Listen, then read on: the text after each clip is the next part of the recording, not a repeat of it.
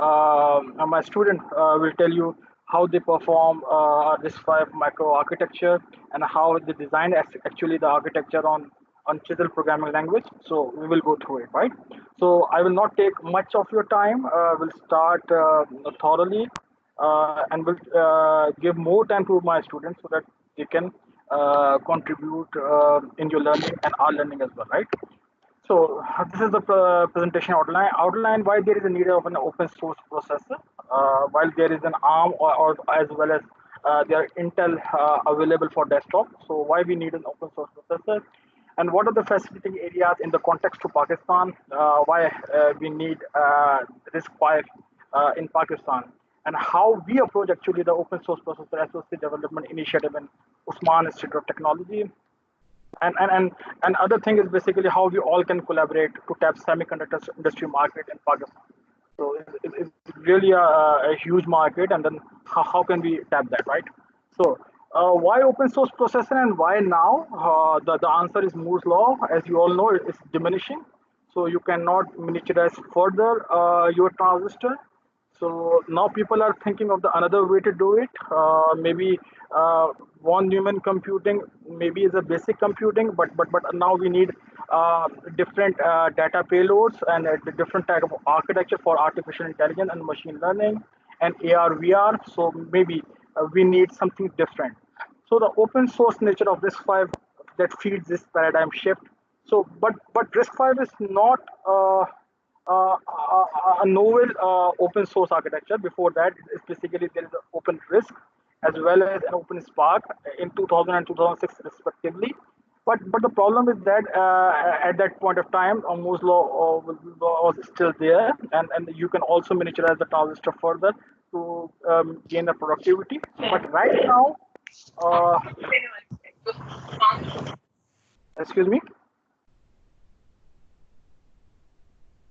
uh, can I continue? You can continue. Yes, yes. Okay. All So, other participants, please mute your mic. so, so way before RISC-V, there is an open Spark as well as open RISC, but it didn't get momentum, right? But because of the Moore's law is diminishing, and then the RISC-V also gives you an open source way to do it. So this will allow you to make a custom extension to your processor. You can make an AI ML accelerator with the RISC-V or as a co-processor. So which Intel or ARM or another close ISM might not do, right? So they will need a huge workforce for to do that. So that's why it's very important. So diminishing Moore's law is a problem, and RISC-V is an opportunity. So that's how we can say that it gained momentum. So what is an open source ISA? As you all know, ISA is an instruction set architecture. This is an agreement between the software and the hardware. It allows a software programmer to program in the high level language according to specific rules, which can be computed through its hardware. And the microarchitecture, the hardware that actually implement ISA is basically is required to do that job, right?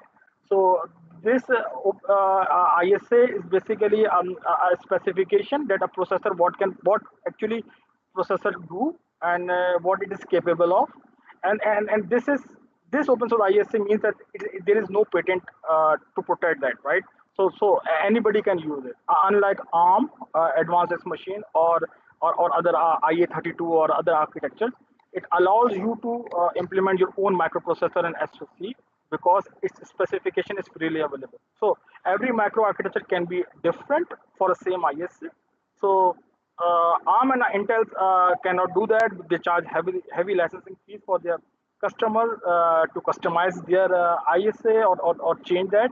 So it is close to impossible to customize the code using closed ISA. So RISC-V gives another business model to people that anybody can design a different ISA and can sell accelerator or some unique selling point with the RISC-V, right? So who back RISC-V? These are the companies who actually back RISC-V, which includes Google, Samsung, Qualcomm, Rambus, Nokia, you name it. So there is a huge backing there for RISC-V, and you can see that there is a IIT Madras as well, right? They are also the member of RISC-V. Maybe we can see Habib University or NUST or maybe Osman Institute of Technology or NAD there, inshallah. But still, these are the big companies that are backing it, right? So huge wave. So what are the fascinating areas for Pakistan? Semiconductor industry globally is $500 billion. So we can tap these markets. These are the new market, and we can do that. So the things are around hardware security, a software ecosystem, maybe a core verification. Verification is a very hot topic in this five. Domain specific architecture like crypto processors and things like this. ML, AI accelerators, a low power, low cost IoT compute model. So data-driven architecture for OmniExtend. So OmniExtend is basically a cache coherent network, and which allows a data-driven architecture, not the processor-driven architecture. So these are the things where Pakistan can contribute. But before that, we have to create an ecosystem, and that's why what we are actually doing. So what is MERL-UIT? MERL is basically an abbreviation of Microelectronic Research Lab, initiated by our adjunct professor, Dr. Rumi Naqvi. He's working in Intel as well right now. His vision is to create an ecosystem in Pakistani Engineering University for processor designing and chip designing, right? MERLs actually are right now housed in Osman Institute of Technology, DHS SOFA, and also about to start its operation in Kix Law. It's already started.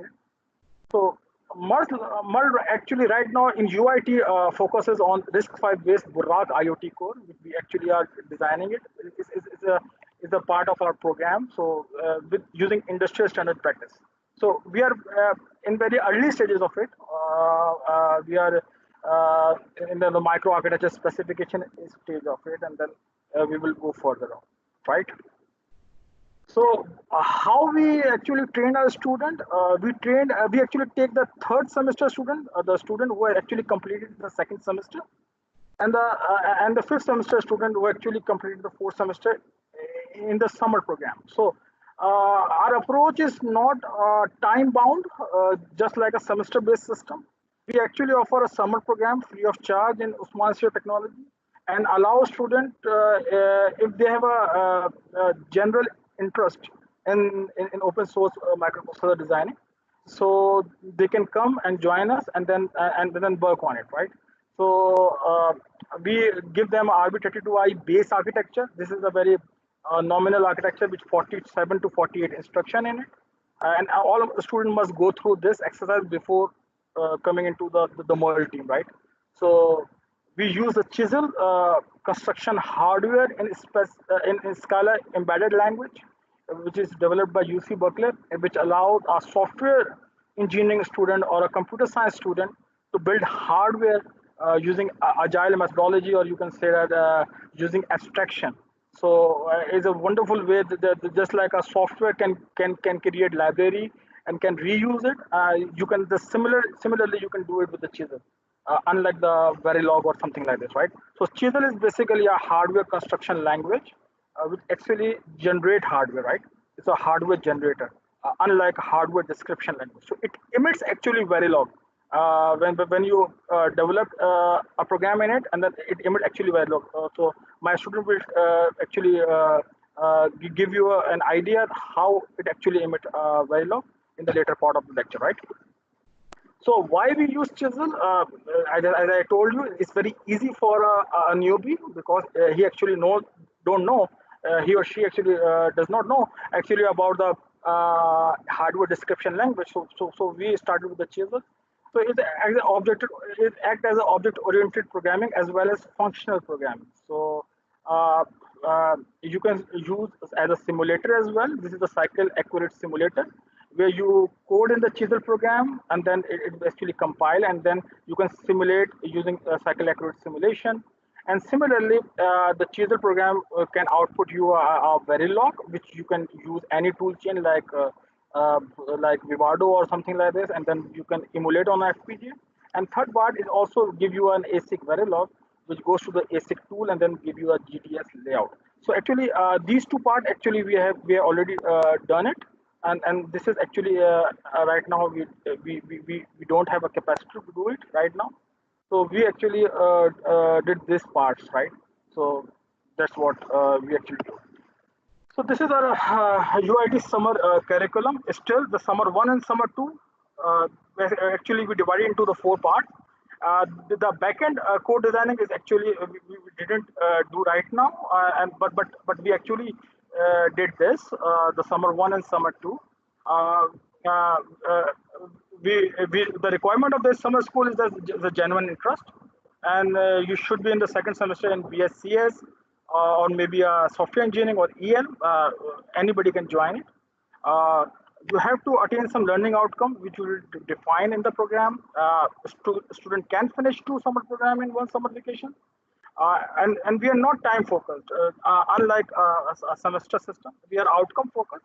If somebody do their work early, they can go to the another program within the time. So it's one-to-one mentorship and free of cost program, right? So this is the phase one of a summer one program. Give me a second.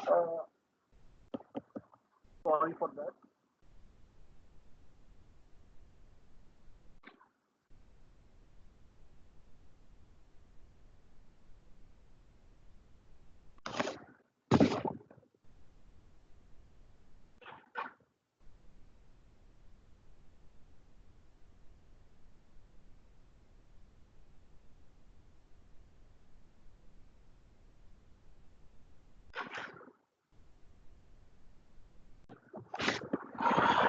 Sorry. So this is our phase one of summer one, where actually a student only have a laptop with a Ubuntu or any other Linux OS and an internet connection only, right? So the duration is 4 weeks, but a student can complete it earlier as well. The outcome is a single cycle RB32I core, and you will learn the Chisel and Scala programming language. What tools we will learn is the Scala build tool, Scala basics, Chisel, Varilator, which is an open source tool for simulation, GTK Wave for viewing wave, Logicin, RISC-V assembly, and the Venus ISS simulator, which is web-based, right? So the step one is understanding RB32 assembly. So you can use the Andrew Waterman thesis, MIT 6.004 course on YouTube available, and also a Venus online simulator and Logicin. So in the first part, you don't have to go to the Chisel, but you have to go to the ISS simulator and the Logicin. And the second part is basically a making of an RB32I base architecture. So what we did is actually we didn't introduce a Chisel here. We asked a student to learn the basic of microarchitecture or basic of computer architecture very well, so that they can design. So we use a Logicin, is a drag and drop tool to make a any computer architecture. It is also open source, so the student can make a control unit and data path according to the specification. So there is no problem of syntax or a programming language, but they have only a clear-headed problem. Is basically understanding of an architecture using drag and drop code, right? So after doing that, we think that a student knows the architecture very well because it is the base of our program. So they can go to the basic syntax of Chisel and apply the knowledge of the step two to create a single cycle processor in Chisel. So now Chisel will be used as a tool. So some students use Chisel and some students use system Verilog and some students use Verilog to build that. So it's their choice, but we prefer student to do the Chisel, right? And then the student can do the verification. Once the Chisel generated the Verilog, it can be used using Vivado on a $100 tool, $100 FPGA RT7 FPGA, and they can check that it's working on FPGA as well or not, right? So we trained the 12 students of computer science who have just finished their second semester of undergraduate. All have created their single cycle code in a month using Chisel. This is a link to our GitHub account, MERL-UIT, where student posts their result, and then this is a single cycle core outcomes on Chisel. So this is one of the girls, Sayyida Fiza Jafri, from second semester. she actually gives you the RB32I single cycle core on logic. This means that she understands this problem. She understands the architecture very well. She can proceed with the chisel. And then in the phase two, students produce their chisel result in the form of their cores. They name them as the Zulfikar core and Shine core. Is all RB32I base ISA of RISC-V. So this is the single cycle code designed and tested using Chisel by the students of second semester.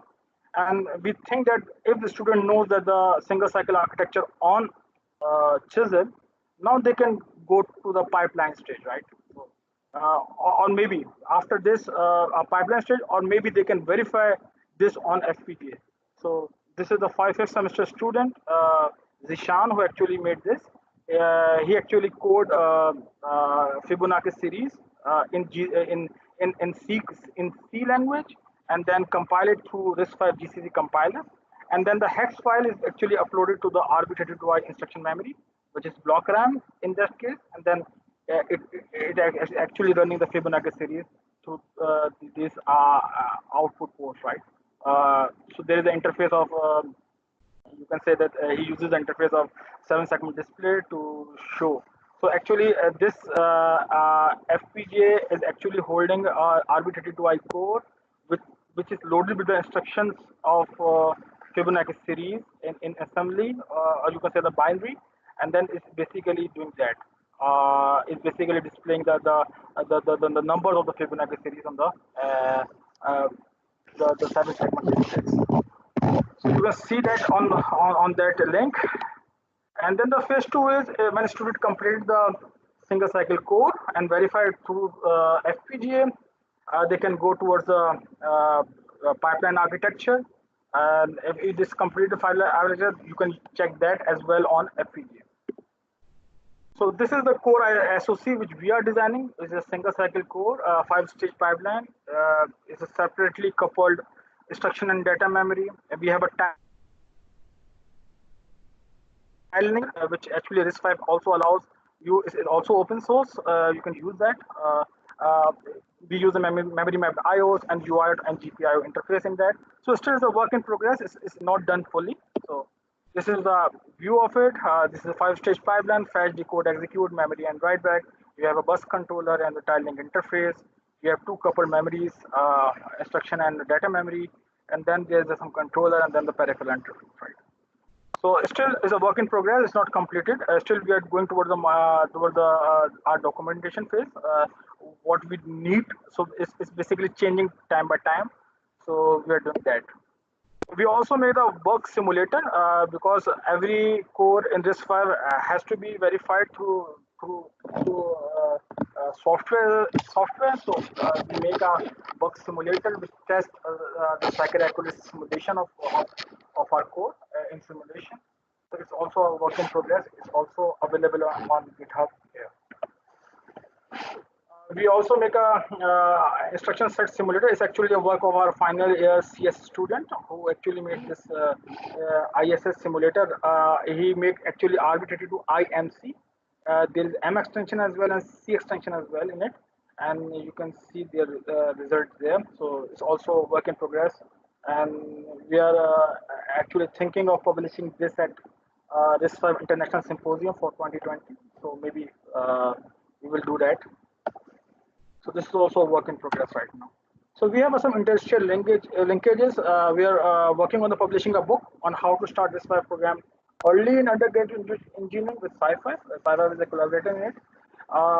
We have a meeting with the Yunsub Lee, the founder of RISC-V, and Dr. Navi Sherwani, who is basically a CEO of Sci-Fi in NED Symposium, and he also actually come to our lab. We are collaborating with Endistack. They also make some cores of RISC-V and Sci-Fi. RISC-V is basically also another company which make our RISC-V cores. So we got mentions as well. RISC-V and in International Symposium 2019. You can search that, right? So this is the visit of one of the founder of RISC-V, Yunsub Lee, and this is Navi Sherwani in our institute, and then They were amazed by our work, and then they gave us very good feeling on our work, right?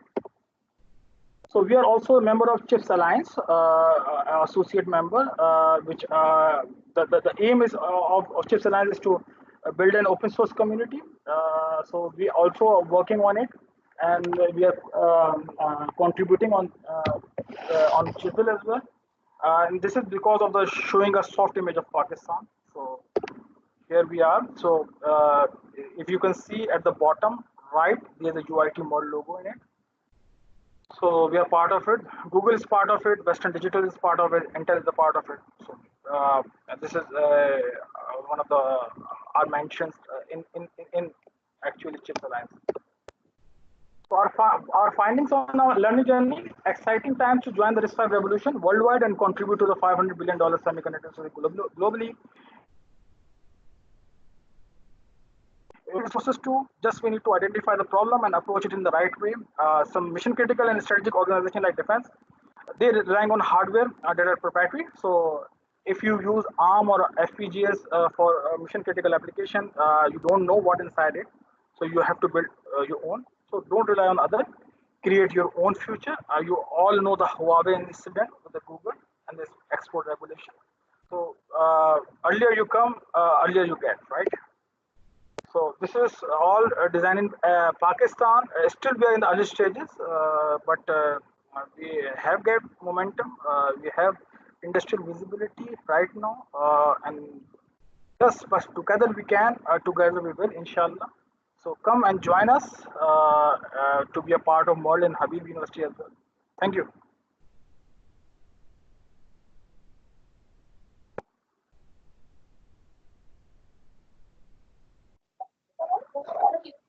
Thank you, Dr. Ali. Thank you for the detailed session and very attractive presentation.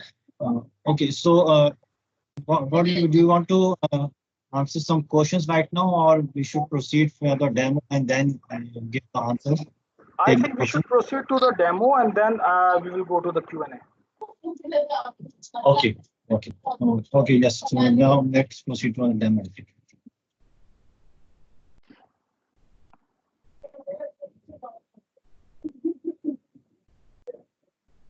Hello, Assalamu alaikum, everybody.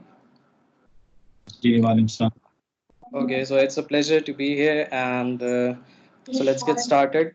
So I'll give. My name is Muhammad Hadir Khan, and I'll be giving you some demo about how we started our journey. Okay, let me share my screen.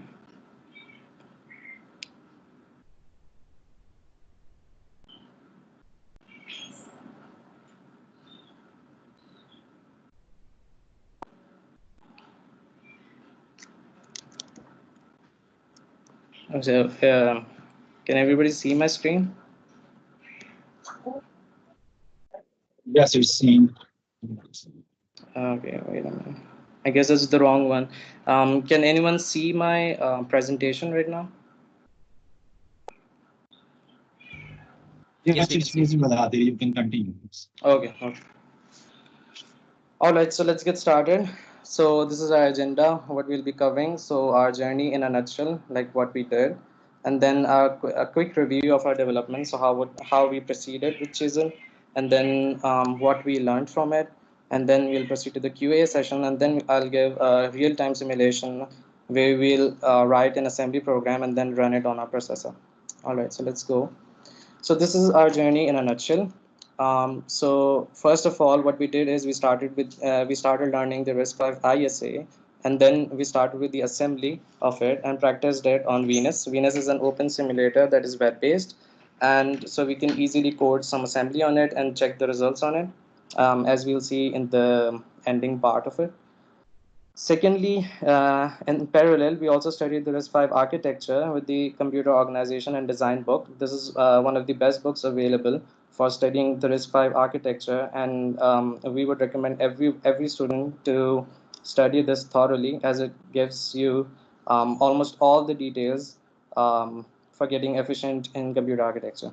Next, we move to the developing a single cycle core on Logisim. So as discussed by Sir Ali, that Logisim is a drag and drop tool where one can easily create computer components or processor components and then verify they're working on it. So it makes life really easy. Like you don't need to know Verilog, or you don't need to know Chisel, but you just have to know the architecture, and then you can draw you can draw basically all the components of it and run them real time and see like it makes your concept more stronger.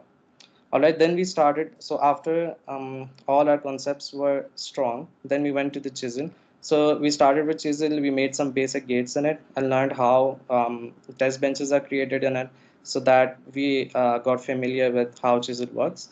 And then we moved on to creating complex circuits, and then finally we created single cycle core. And right now we are in the process of we have already created a pipeline core as well, and now we are moving forward. But in this agenda we'll be covering the single cycle core and show like what we learned and like how students here can proceed to this journey. So this is the overview of single cycle core and logism. This was for the first time developed by Zeeshan.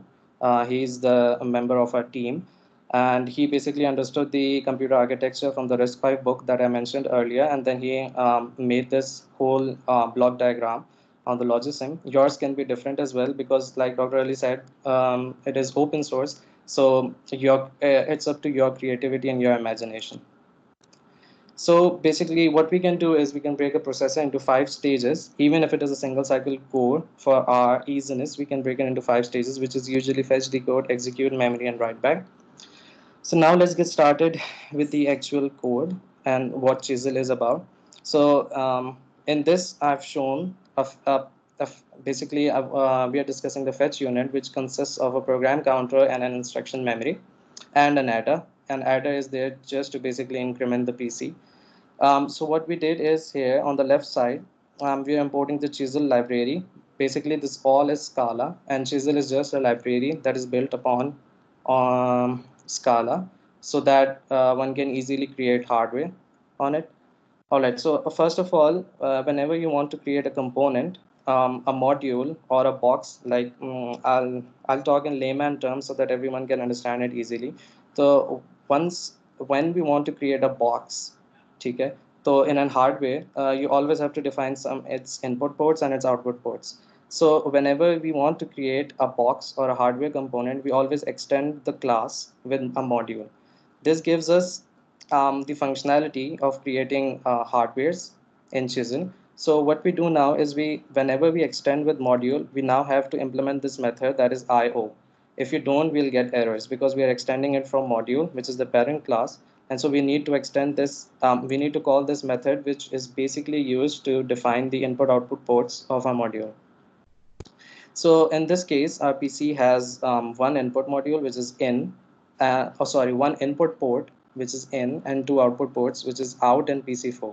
So what we are doing generally is we are computing there's a register. All right, let's move downwards, and then I'll explain further.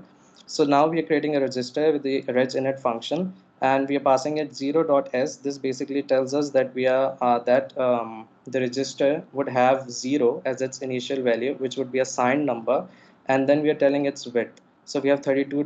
Oh, let me go back a little, and I'm in this bundle right now. All right, so in the port section, we tell what are the inputs and what are the outputs. So if in is our input, then we are calling this function here input, and then we are telling that whatever the input would be, it would be signed and it would be 32 bits wide. Okay. And then similarly for the outputs, so we are declaring it to be 32 bits wide, and then we are telling that that will be a signed output, not an unsigned one. All right, now let's move downwards. So we create a register with reginit function, and then we initialize it with 0 value, and then its width would be 32 bits.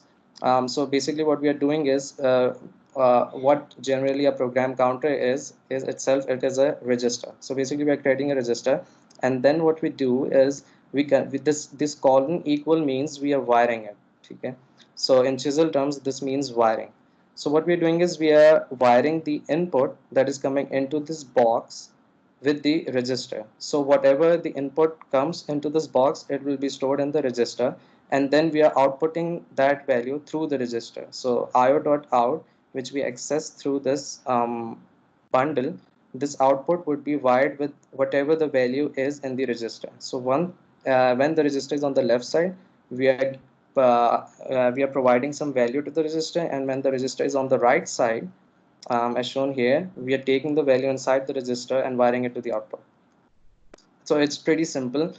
And then what we are doing is we are basically adding, so we are incrementing the register as well. So what we are doing is simply we are taking the value of the register, and then we are adding a 4 to it, and then we are setting it to another output. So basically our PC has two outputs, an out, which is the simple value that is used by the instruction memory to get instructions. So and we have a PC4 as well to basically increment our PC to the next value so that we can iterate over the whole program.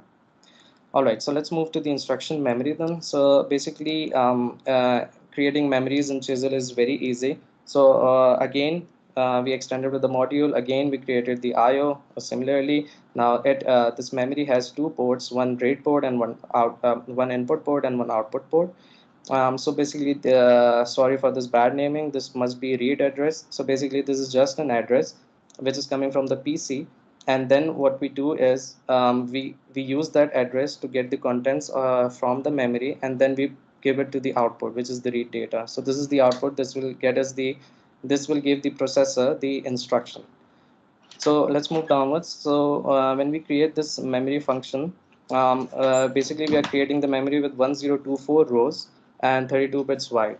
So then we call this load memory from file function. This is the experimental function in Chisel at the time we were coding it. So we use this. This gives us the functionality to write the memory.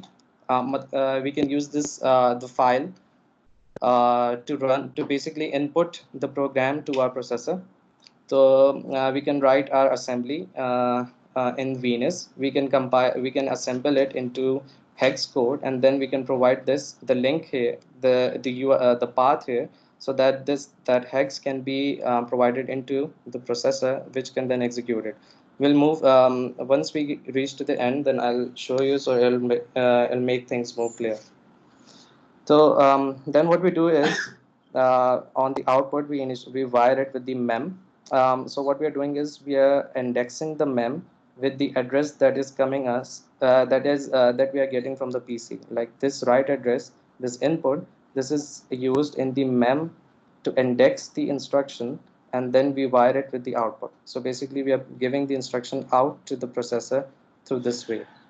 I hope it makes things clear, and I'll make it further when we reach the QA session because I have to move faster. So let's move to the decode now. So decode is just, let's go back to the figures, things get clearer. So in the decode, what we have is we have this immediate generation block, we have the register file, and we have this control. The purpose of decode in general terms is to get the instruction, decode it, and see what it means, because processors generally work on zeros and ones. So we need to understand what the instruction is and how we need to control the other components of the processor. So that's what decode does. So if you move forward here, so now we are creating the register file. Again, it's the same method. So we define this input output ports. Here we have here we have a reg write input. This is the input coming from the control. If this is 1 bit wide, if it is 1, then we are allowed to write something into the register file. If it is 0, then we are not allowed to write anything to the register file.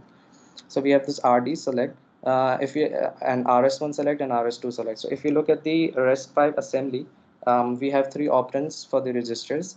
Usually one is the destination register and 2 are the source registers, which are register RS1 and RS2. So what we are doing is these are 5-bit inputs which generally tell us which register to select. So we have 32 registers, from 0 to 31, and we can use 5 bits to identify which register we want to select, either as a destination or as the 2 source registers. And so then we have a write data as well, which is going to be a 32-bit input to the register file when we perform R-type instructions like add, and, or, or anything. So the data we have to write into the register file, that would be this data right here. So then we have two outputs, which are RS1 and RS2. These are the outputs that would be provided from the register file. Like if we want to perform an add operation, so we need to use the RS1 and RS2 values, and then the ALU will add them, and then we can store back the value into the RD register. All right, so how we create the register file? Well, with Chisel, it's just a single line. So we are creating a register file with the reginit function with and inside we call a vec-init, and we create an array of 32 registers, because we know that in RISC-V ISA there are 32 registers, and we initialize each of them with 0 value, and the width of each register would be 32 bits. So this is just a shorthand of creating a register file in Chisel. Then, as the ISA tells us that the first register, the X0 register, is always hardwired to 0. So here what we are doing is we are accessing the register file, providing an index of 0, and then we are hardwiring it to 0, as the ISA tells us. And then for the RS1 and RS2 output, what we are doing is we are accessing the register file, and then we are giving the index as the RS1 select and RS2 select that we are getting as the input.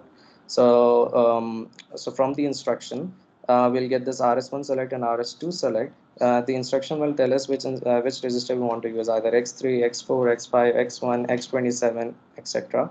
And then we'll access the value stored in that register, and then we'll wire it to the output of RS1, similarly with the RS2. Then we're writing some logic here. So this when is basically creating a mux inside, or in programming terms, we can say that this is generally an if statement. So we are producing a logic here, and the logic is that whenever the reg write is 1, and if the RD select is 0, so we are not allowed to write in that register, as the ISA tells us that the first register is always going to be 0. So again, we hardwire it to 0.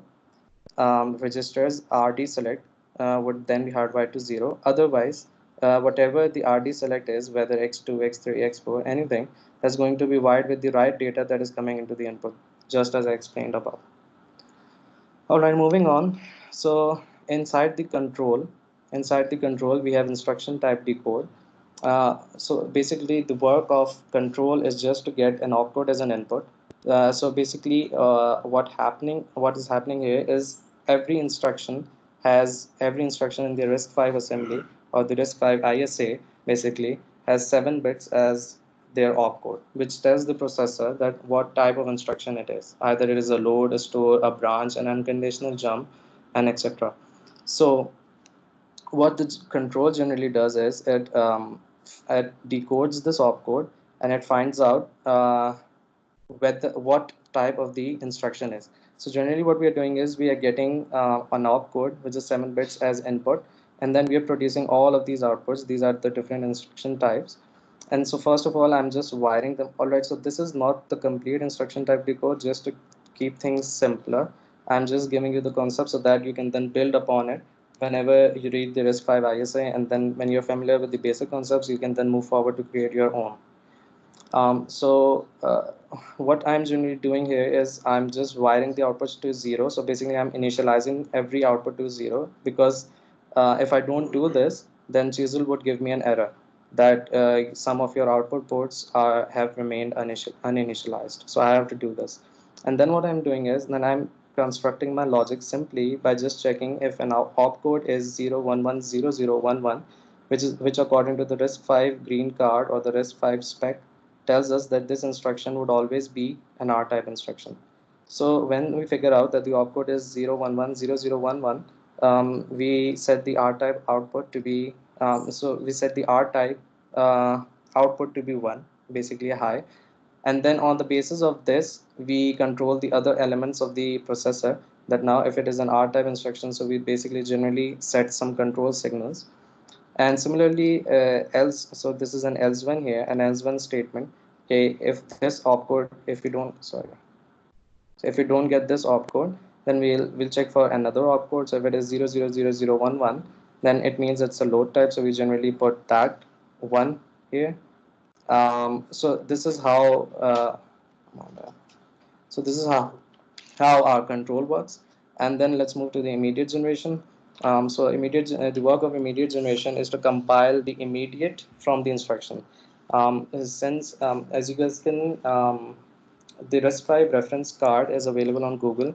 I would recommend you guys to see that. It provides the instruction encoding of all the instruction types in the RISC-V ISA, and from there we can see that the immediates in the instruction, the immediates are the constants we provide. Let's say that we are giving an instruction add I x1 x0 and 1.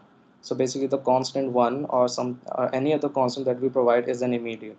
So when the instruction is compiled into the binary, there are some bits of immediate which are placed in different bit numbers, like from 0 to 1 or from 5 to 8 and so on. So we need to compile those immediate values together and create a whole unique unified version of the immediate value. So the task of the immediate generation is to bring together the bits of the constant and make a unified version of that constant.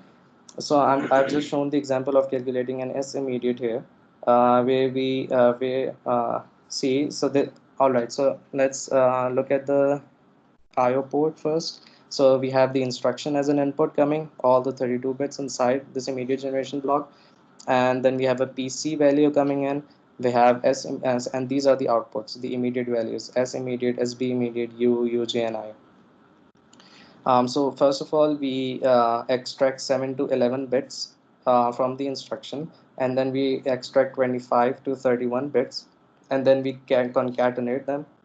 This cat function concatenates them, and then we fill the other bits to make them all 32 bits, and then we wire it with the output. So basically, how do we know that we need to extract 7 to 11 bits or 25 to 31 bits? Well, that is given in the RISC-V spec card. So if you see that, you'll find out the instruction encoding, that how this constant, this immediate value, is encoded into different formats, and then we have to extract those uh, bits and unify them together so that we get a correct value of the constant and we don't get any garbage value. So this is the work of immediate generation.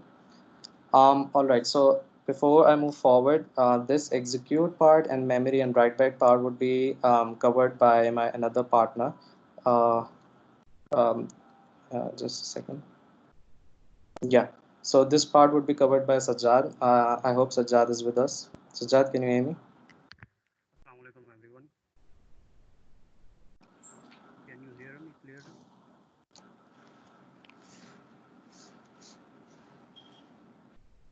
Hello. Yes, Sajjad, I can hear you. I guess everyone can hear you. Maybe we can. Hello. Can you hear me? Yes, we can. Uh, Sajjad, your voice is low. So can you explain? okay, just give me a minute.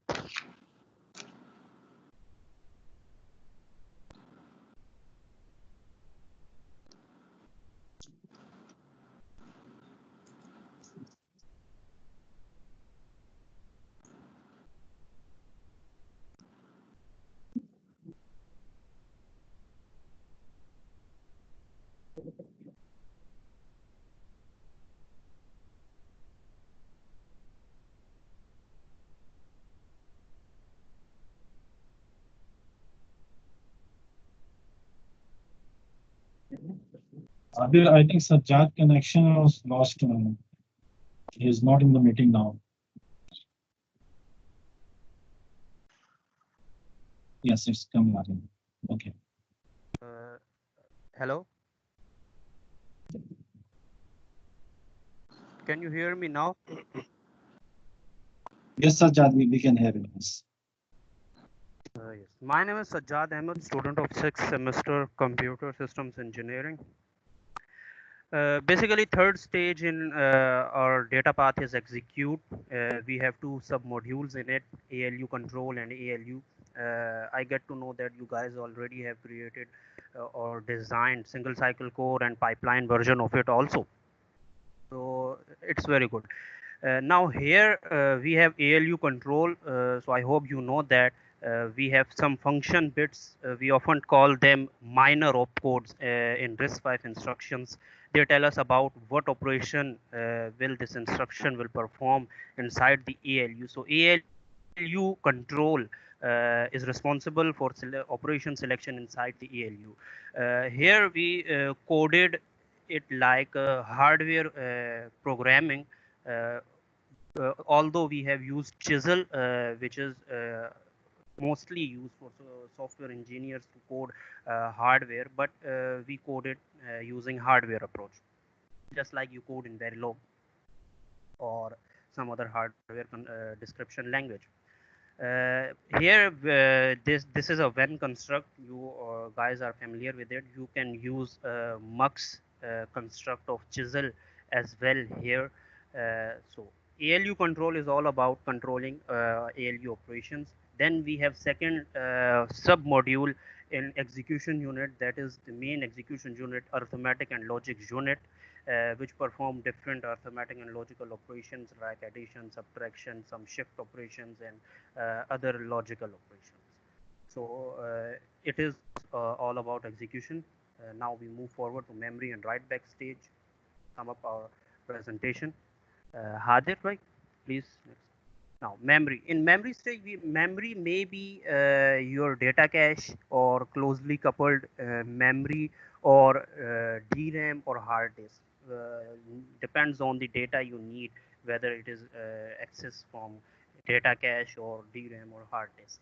So here ALU will generate the address of the data which is need to be loaded or stored from memory, and the data will come from if we want to store it, you know that from RS2 of register file. Then we have write back stage, which is responsible for writing back in register file. We have two options here, one from memory and another from the ALU. Whether data will write back to the register file from memory if it is a load instruction, or if it is a arithmetic instruction or some other instruction, then data will be write back from the ALU. So it is all about a single cycle core in Chisel. If you know that you know Chisel very well, or some Scala, then you can code better than us, because it was our starting. Maybe you find some basic coding. Then next.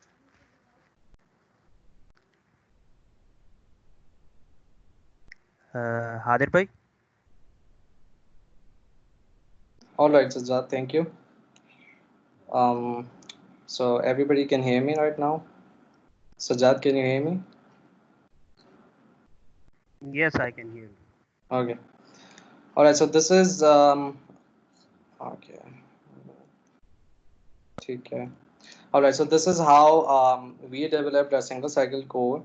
If I go back, so this is how we created all of this using Chisel, and then so now let's get back to what we learned from it. So we learned that Chisel really makes designing processes interesting for software engineering because this it generally involves your programming knowledge rather than being focused on your hardware knowledge.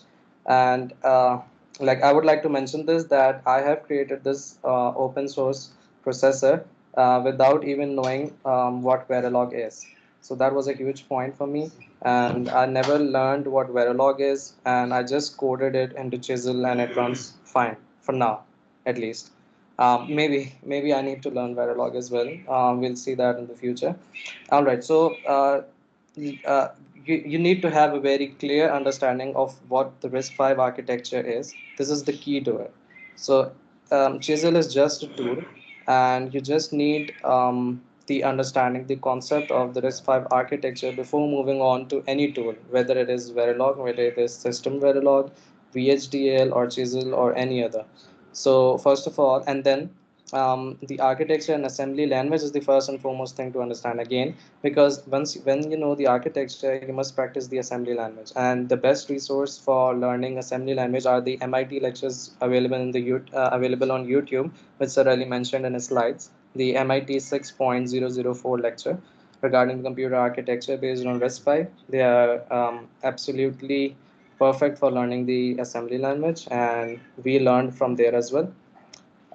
So what you guys need to do is you need to understand the architecture pretty well, and then you need to practice the assembly on Venus, which is the online simulator, and then move on to Chisel or Verilog, whichever you like. So there are some pitfalls of having abstractness, like with the power that Chisel gives you, but it has some pitfalls as well. And the pitfall is that you cannot dig deep into modifying stuff. So like you don't have the control over clock. As you might know, that synchronous circuits are created from clock. So you don't have the control of that clock. So basically, every time a register is updated on a positive edge, and you cannot change it to a negative edge. At least that's what we know. Maybe there is some way of doing that, but these are some like this is something that abstractness gives you. It makes your life easier, but then it takes away the control from you. And then there is another pitfall to it, which is the lack of easy and well commented documentation. You won't find any proper documented help regarding Chisel. You'll get errors, and you'll search them on Google and you won't find them anywhere. At least when we started, like around I guess 5 to 6 months ago, there wasn't any support for Chisel. We just had a paper, and then we studied from that, and then we moved forward. All right, so these are the references, the important references for you guys. So this is the link for the book. Then here is the repository link. I don't know why my cursor is not coming up. Oh, this one. Yep. So this is the second link, the single cycle CPU, where you can actually go in detail with the code that we presented you guys on these slides. This is available on single cycle CPU, and this whole processor, this whole single cycle processor is available, so you guys can clone it and run your programs on it and understand it better, and hopefully make it better, contribute with us, and we'll move forward from there. And this is the specification, the ISA spec, which is very important for understanding, because this lays the foundation of creating the processor. And then we have this Venus link, which is the online simulator for basically practicing the assembly. So this is all from our side. So let's should we move on to the QA, or should we go with a quick simulation of running a real program on a processor?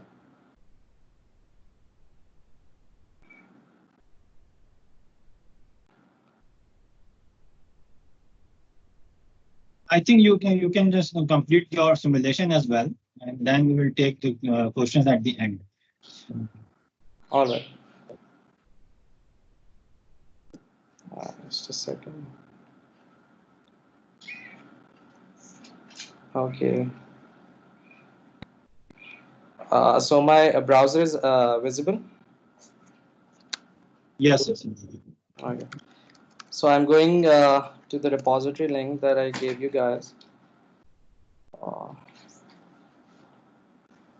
So this is the one that we're talking about.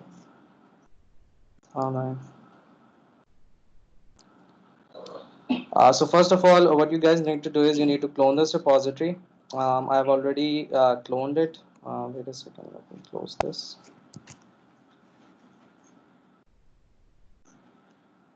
So I have it already on my desktop.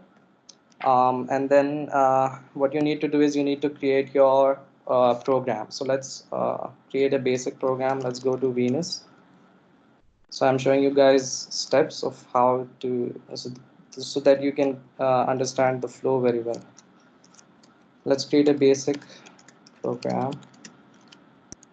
I'll use the X5 register for now. So this is I'm just initializing some, like we initialize variables in any language. So this is the way of initializing registers in assembly, because we know that x0 is always going to be 0. So when we add 1 with 0, we get a 1, and that is placed in 5. And then we initialize this 2 in x6, and let's define a function here. So we're going to add x5 and x6, save it in x7, And all right, so first we need to jump to this. So we'll say jump x1. I hope you guys are somewhat familiar with the assembly of RISC-V.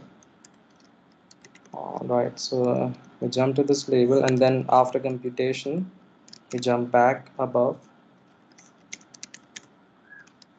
All right, so now we are here, and then let's initialize 3 in x8, and then let's compare them. So x7, generally x7 must be 3 because we have added it, and so if x7 and x8 are true, which they should be, then we must move on to exit, and we'll create an exit here so that we bypass this sum. So let's check this functionality as well. So if I step this, I get a 1 here, I get a 2 here, and then I jump, and then I add it to x7, which is 3, and then I jump back above, then I add, and then I initialize x8 with 3, and then I compare x7, x3, and then we finally exit. So now what we can do is we can dump it. So this is the hex code. We can copy it, move here. All right, so let's move to the single cycle CPU. All right. So we need to go here. By the way, all these steps are mentioned here, so you guys can follow the README as well. So now we need to find the instruction mem.scala file, the one I told you, this function you guys might remember, and we need to give the path now. So we need to give the path.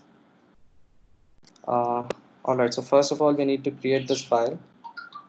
So I've created mine in mem.txt, but you can create it anywhere. Let's say I created on desktop. Uh, let's create a mem, or you can name it anything, but it must be a text file. Let's say I'll call it mem2.txt, and then I'll copy. I have basically copied it, so I'll just paste it, and then I have to remove the 0x in front of it, which just tells us that this is a hex, so we don't need these. So I remove them. Make sure that you don't have a single line here, because that will give you an error. So there shouldn't be any blank lines. So I'll just remove that here, and then we'll save it. So after saving it, now we need to find that instruction mem.scala file inside our core. All right. And let's quickly go there.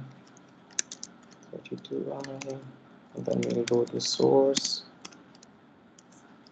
and then main scala. Here we have all of these files. So let's open the instruction mem.scala file, and here we can change this. By the way, I'm doing this from terminal just for my ease, but you can just go into the folder and find your way here. So that's just for my easiness and quickness, because I have to be fast. All right, let's change the path here. So this is the path we need to change, and I have to give the path of this file. No. Let's copy this.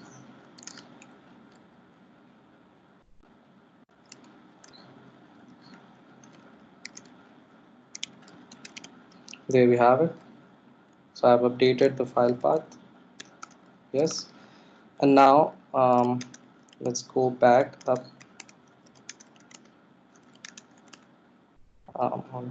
Let's clear it. So we are in this RV32i, which as our README also tells us that we need to be here in the RV32i folder, and then we are going to enter SBT. So we're going to enter SBT, which is Scala build tool, so that we can build our processor now, and then we can simulate it using the GTK wave, which helps us analyze the waveforms of what is being computed inside our processor. Let's wait for it to build.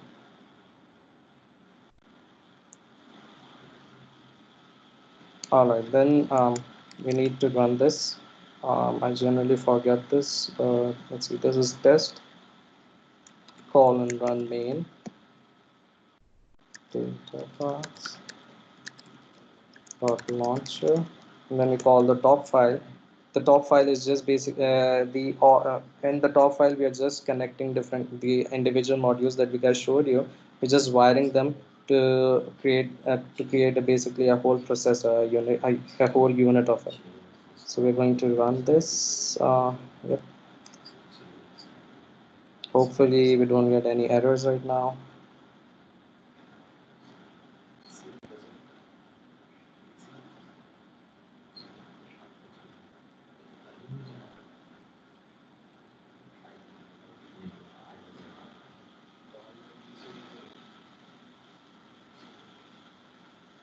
All right, so we got a success, and then we are going to use the validator by using this minus minus backend minus name space validator to generate the waveform for us so that we can see what basically is going inside the processor.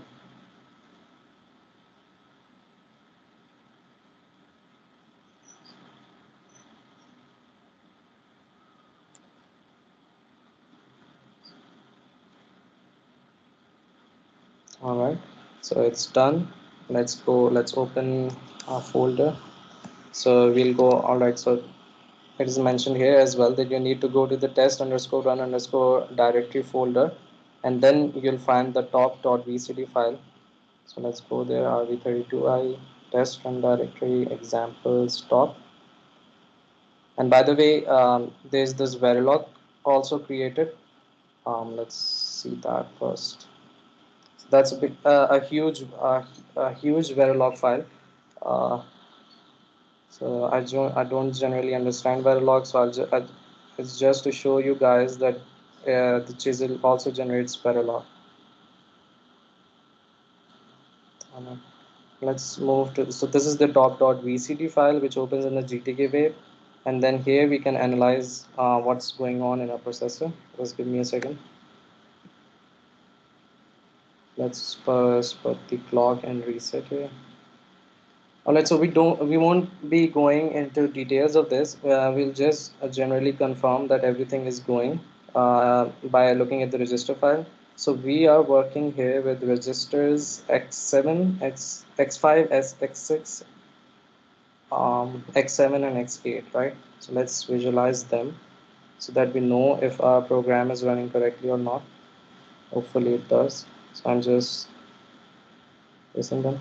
And yeah, you can see it. So when our first instruction gets executed, we have a 1 here, which is true because we are adding I, we're doing add I 1 into x5, and then we have on the next clock edge we have 2 in register 6. Then on the next clock edge we have, and on the other clock edge we have a 3 here. So basically what we did here is we jumped and then we added. This is this function right here. Let me go this way. So we jumped here using the jar command, and then we are adding the value to x7, which is correctly shown here. And then on the next clock cycle, we jump back above to this instruction. Then we initialize x8 with 3, and then we compare them, and then our program exits. So basically, this is the whole workflow of how you can run your own programs on it. To better clarify your understanding of it, I hope that it made things much clearer. But you can visit our repository. We can see this readme.md file in case if you missed any steps. And that's it from my side. Thank you. So we can start with the QA sections right now. Okay. Thank you, Hadir. Thank you, all of you, for this great presentation and demonstration.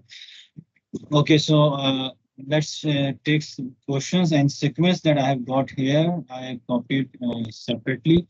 So there's one question that I saw from Anand Kumar, and he is basically trying to ask that basically our student here has already implemented single cycle processor and working on pipeline 1 using Verilog.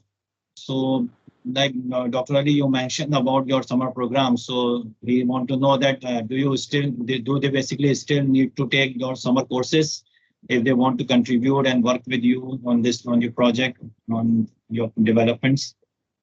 आनंद, बहुत अच्छा सवाल है आपका। पहली बात तो ये है कि ये जो हमारा प्रोग्राम था, ये भी हमने जब स्टार्ट किया था तो ये स्टार्ट में सिर्फ यूआईटी के लिए रखा था। और if you are interested in future career बनाना चाहते हो तो हम बेसिकली हम अभी दोनों चीज़ों पे काम कर रहे हैं।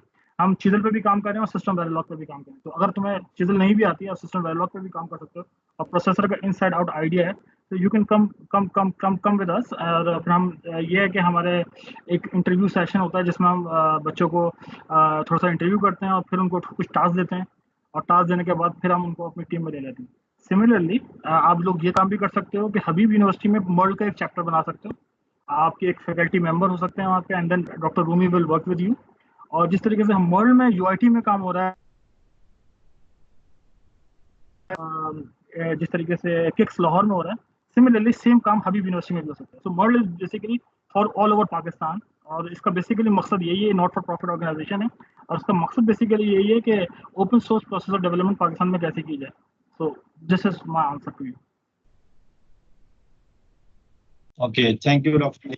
Yes, obviously, inshallah, we will look into this, and obviously our student will try to contribute and whatever you instructed in your guide, they will work on it, inshallah. अच्छा, मैं अपनी ईमेल एड्रेस आप Ayaz doctor Ayaz को भेज दूंगा, बल्कि उनके पास है। तो अगर आपने कोई मुझसे क्यूरी करनी है तो डॉक्टर अयाज से ले लीजिए। Okay, and next again, second question asked from Afan Amir, and he asked basically about the methodology that you are using to convert your C code into assembly on runtime. I think you mentioned in your presentation, or you want to ask about that, the conversion of C code into assembly on runtime. अच्छा, हादिर और सज्जाद में से कोई भी जवाब दे दे इसका, या ज़ीशान आप दे दें?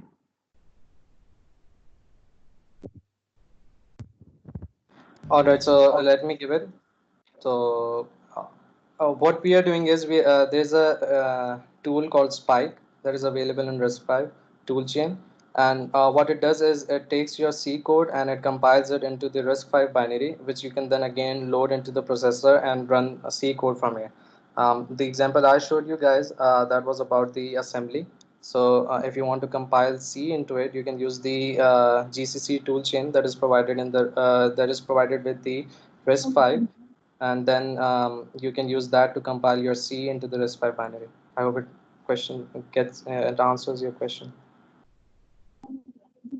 Okay, yes, it is. Thank you, Hadir.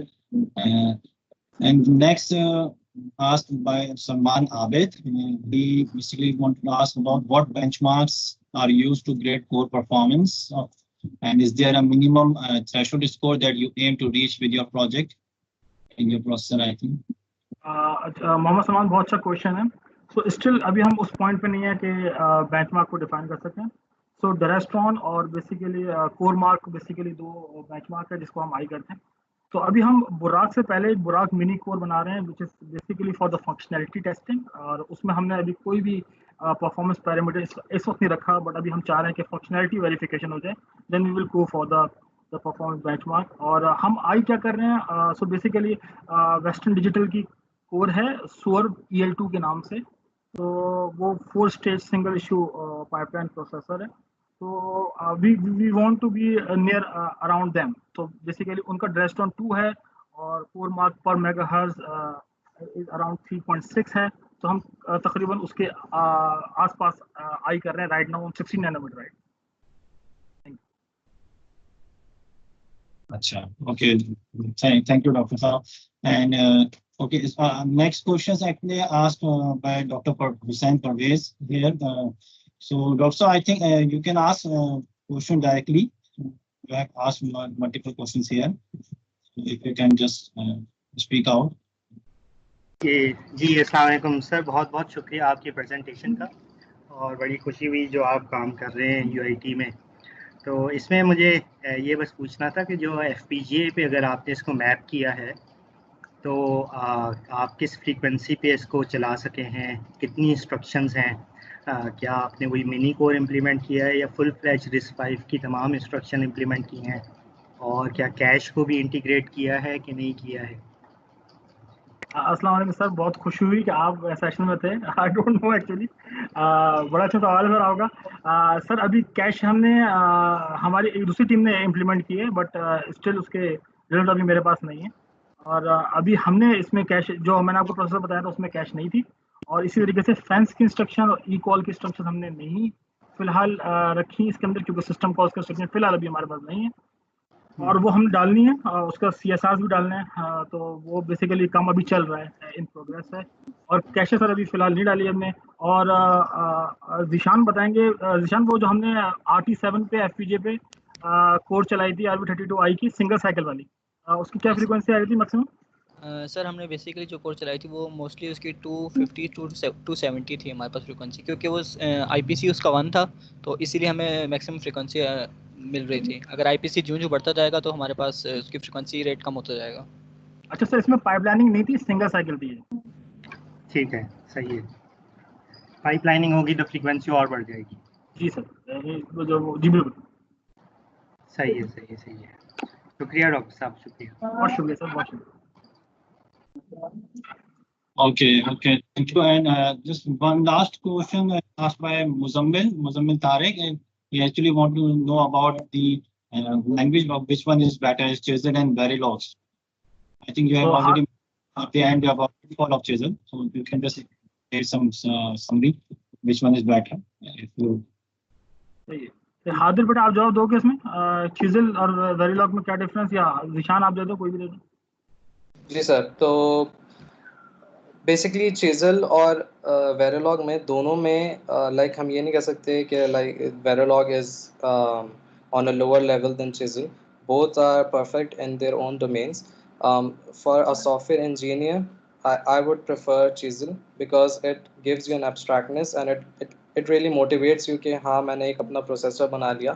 And then because when you go into Verilog there are some like it's just the question between comparing Python or C.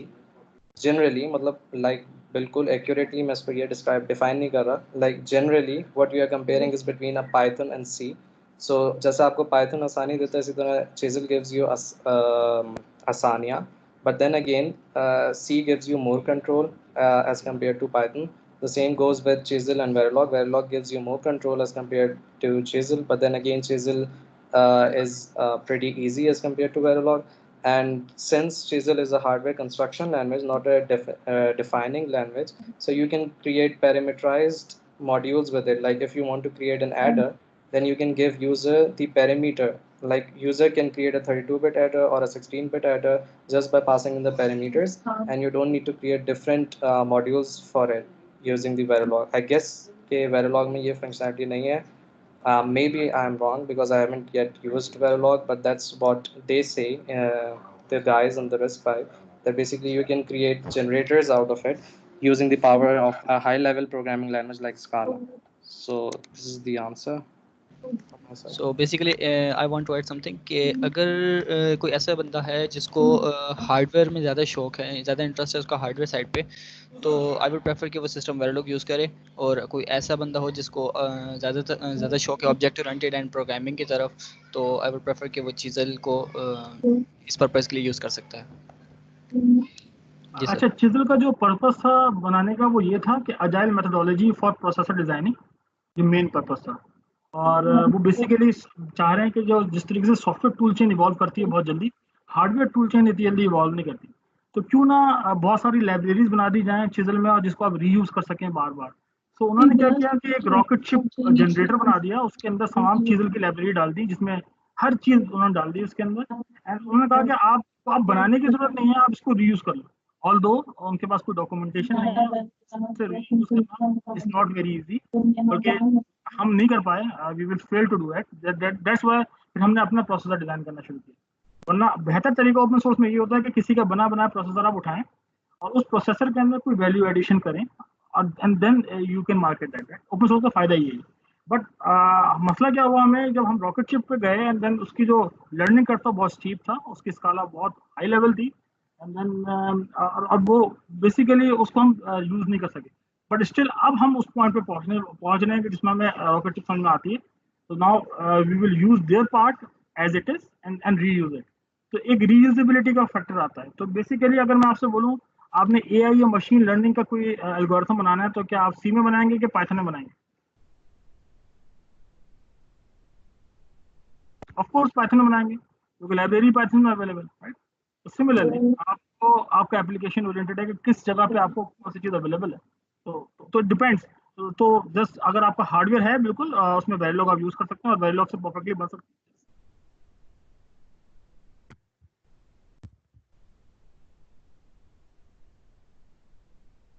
Hope this answers the question. और सवाल? Yes, yeah. Okay, okay. Thank you all. Yes, I don't have any other questions, so let me check again. Yes, okay. So no other question and all. Okay, so for students also, you can if you have any other further question, you can contact me and send me email. We can be in contact with Dr. Ali and his team, obviously. And looking forward to work together. Because what my idea is actually that this collaboration gives benefit to all of us. So for the country as well, for a long run, and for the big idea, we need to collaborate together. So that's inshallah we will be in touch and do some joint projects later on. And we are going to also offering this course continuously in next semesters as well. Obviously, we are going to improve. It will be very helpful for us that you mentioned here about your program. So thank you, Dr. Saab, and all of our team members there. So Hadir, Sajjad, and Zeeshan. Thank you, beta. बहुत आपका शुक्रिया, आपने अच्छी demonstration दी है. Okay, No problems. Anytime. Okay, thank you. Okay. Thank you sir, आपका बहुत शुक्रिया। और हबीब यूनिवर्सिटी का बहुत शुक्रिया। सर आपको बहुत शुक्रिया। सर हुसैन परवेज आपका बहुत शुक्रिया। Thank you. Okay okay, thank you. खुदा हाफिज़। अल्लाह हाफिज़।